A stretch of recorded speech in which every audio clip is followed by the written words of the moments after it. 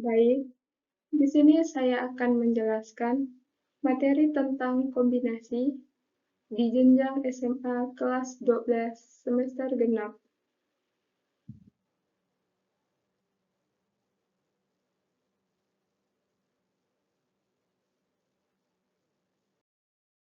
Namun sebelum memperjelaskan materinya, saya akan memperkenalkan diri saya. Perkenalkan, nama saya Rika, NIM 21211007, kelas A sore, Prodi Pendidikan Matematika, mata kuliah Perencanaan Pengajaran Matematika, dosen pengampu, Dr. Jamila, Magister Pendidikan.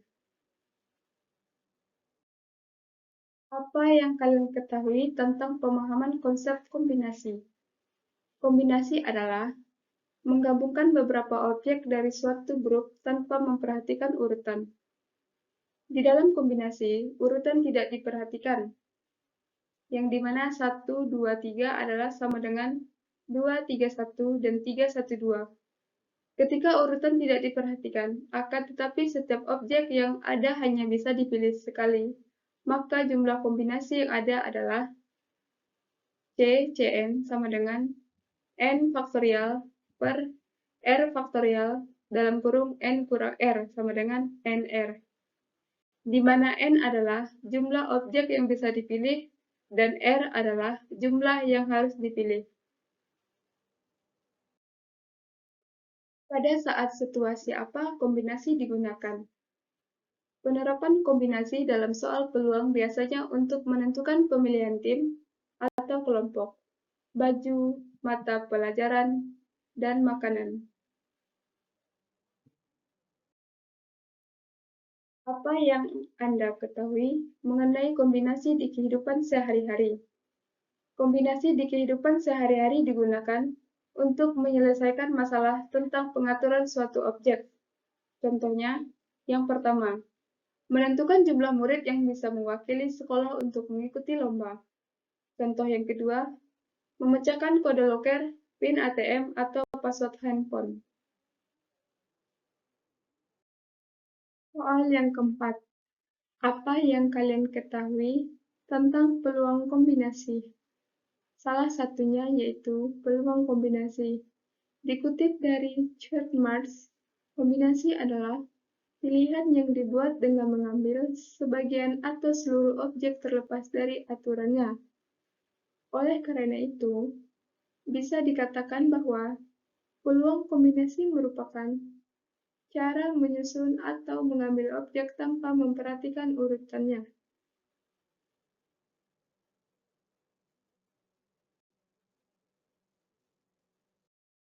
Di sini ada soal lembar kegiatan siswa, yang dimana soalnya tentukan kombinasi dari soal yang pertama N sama dengan 10, R sama dengan 4.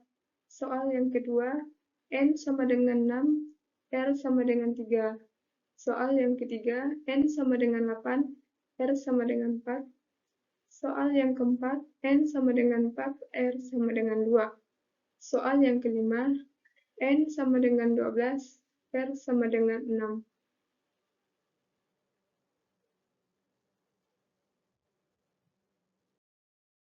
Jawaban lembar kegiatan siswa.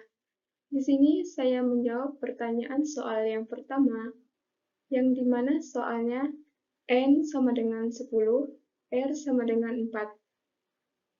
C dalam kurung N, R sama dengan N faktorial per R faktorial dalam kurung N dikurang R faktorial. C dalam kurung N sama dengan 10,4 sama dengan 10 faktorial per 4 faktorial dalam kurung 10 dikurang 4 sama dengan 10 dikali 9 dikali 8 dikali 7 dikali 6 faktorial per 4 kali 3 kali 2 kali 1 kali 6 faktorial sama dengan 5 dikali 3 dikali 2 dikali 7 dikali 6 faktorial per 6 faktorial sama dengan 5 dikali 3 dikali 2 dikali 7 sama dengan 210.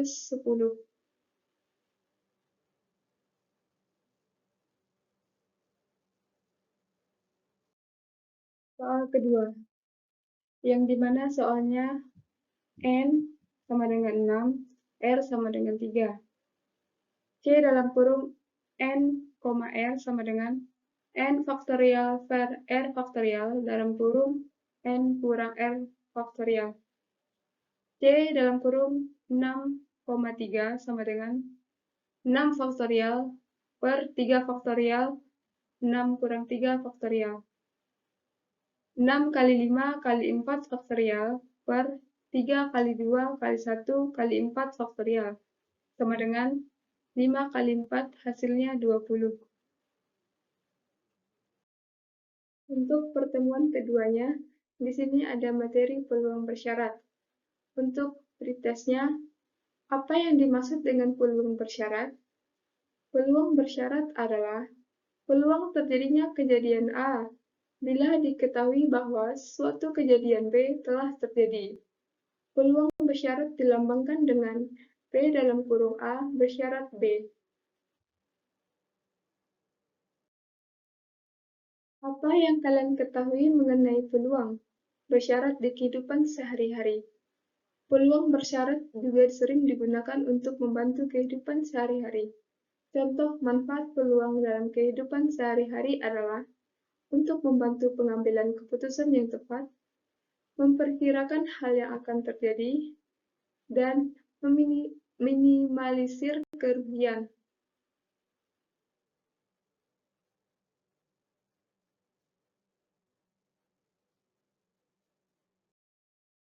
Soal lembar kegiatan siswa. 1. 2 buah dadu dilempar undi bersama. Tentukan peluang muncul jumlah mata dadu lebih besar dari 9 dengan syarat dadu pertama muncul 5. 2. Dalam sebuah kotak terdapat 6 bola merah dan 4 bola putih. Jika sebuah bola diambil dalam kotak itu berturut-turut sebanyak 2 kali tanpa pengembalian, tentukan peluang yang terambilnya kedua-duanya bola merah.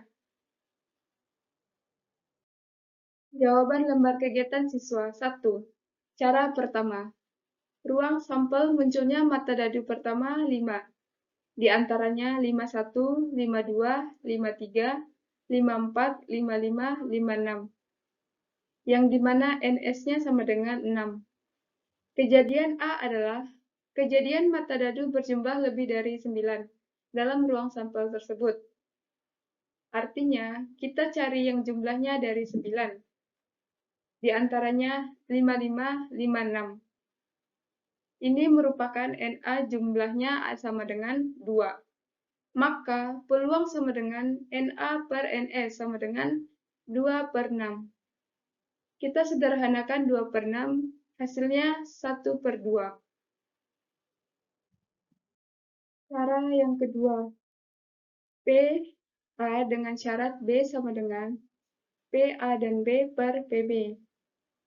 P A dengan B sama dengan peluang jumlah mata dadu lebih dari 9 dadu pertama 5. Di mana dadu pertama 5 diantaranya 55, 56, sehingga peluang dari A dan B sama dengan 2 per 36.